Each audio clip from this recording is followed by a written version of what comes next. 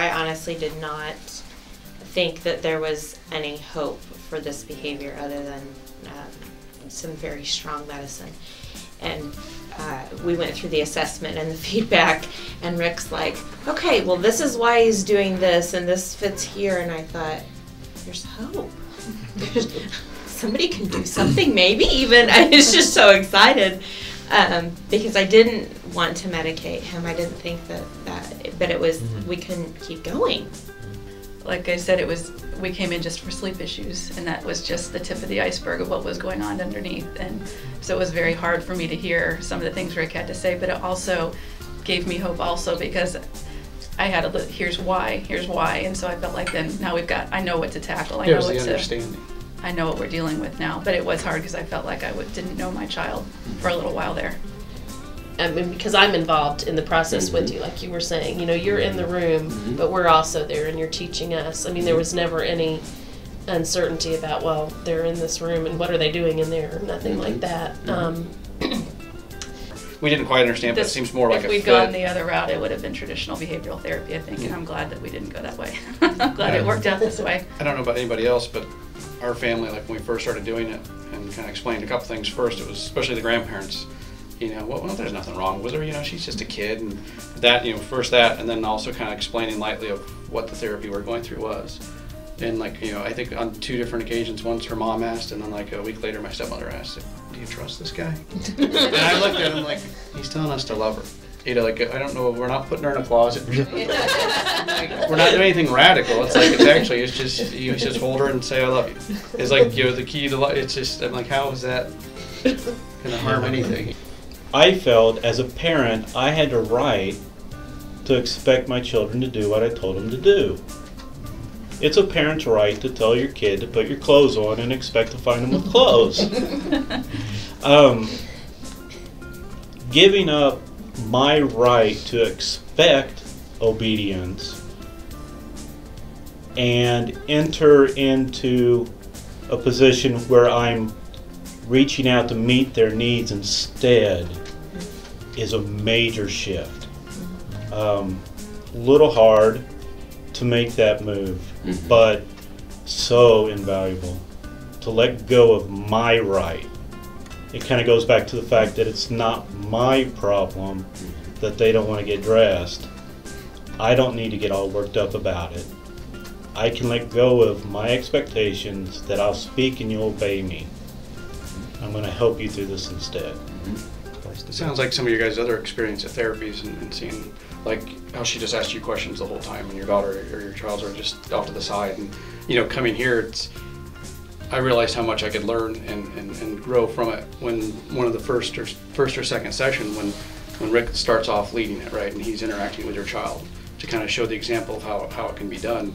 And he was able to lead her and direct her like I've never been able to. And I'm just looking like, he's almost never met her before, and she's following his lead and stuff. And it's not because, you know, he's a stranger and she's just doing that. She would never do it to anybody. It's just more he understands how to read and anticipate needs and meet those needs first. And, you know, I think that was the biggest eye opener that, you know, this would work because he's met her one other time and she's following his lead on almost everything. And then we go home and I can't do anything. But for us, I think like you guys are saying, it's helped us to learn how to be, you know, a family that, you know, can give them what they need, you know, most, and as opposed to, you know, a well-run ship, you know, or whatever, something that's going to function well. You know, it's, you know, I think it's helped Cindy and I learn, you know, when they need more of us and when they need nurturing and care. And for me in particular, it's helped me to kind of see through the smoke screen of, okay, I'm not just trying to eradicate a behavior here. I'm trying to look underneath the surface and see what's going on at the heart level, you know, and to be able to come alongside them and really meet them in that process and care for them it's what they most need, you know.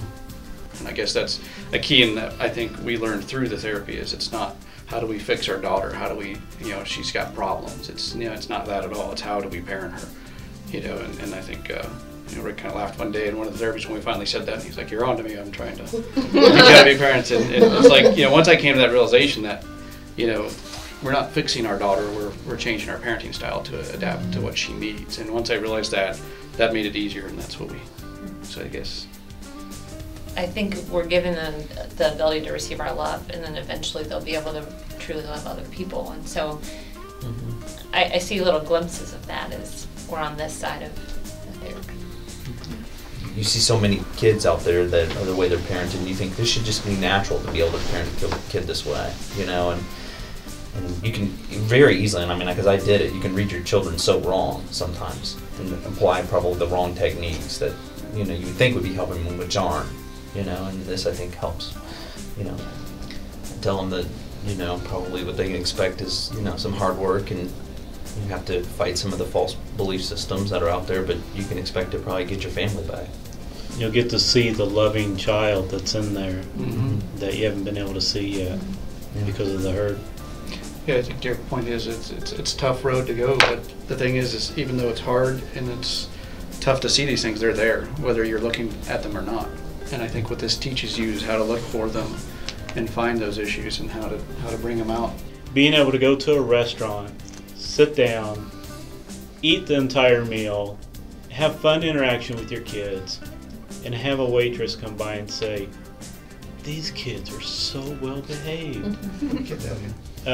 So different from when we started, when you couldn't keep them in a seat and they were picking things off the floor under the table. And, I think I would tell them just to have hope, and that they're not alone. Like, they're not the only parents battling out there, and that it's okay to feel what they're feeling, and that it's not going to stay where they're at. They're not going to stay where they're at. I wish we didn't wait as long as we did to start. I think one of the things that they can get to you is probably just a sense of less stress in their life. I mean, it's a stressful it's a stressful situation when you've got a kid that's just really difficult to handle.